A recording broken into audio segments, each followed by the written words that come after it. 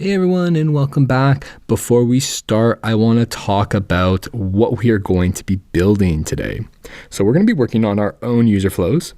You'll have available assets over here in the assets page where you can use these different types of containers containing different types of like blocks of text, imagery.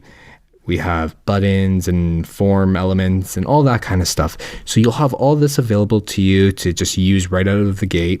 I'll go into in a bit more detail on how to create some of these things really quickly, but that really shouldn't hold you up too much.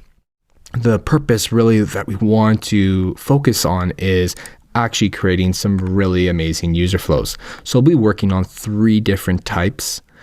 And these are the user flows that we're going to have at the end of our tutorial.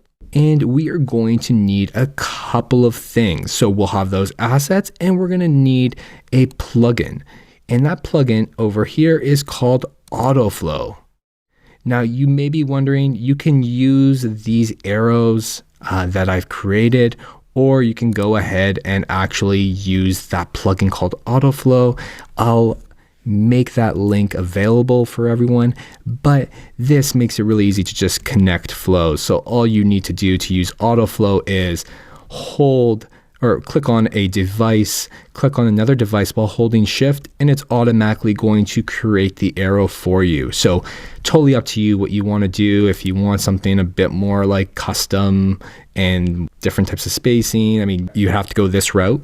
But if you did want to create a user flow just really quickly, I would definitely suggest using this plugin. Super helpful, and it's going to come in handy in a lot of different areas in design.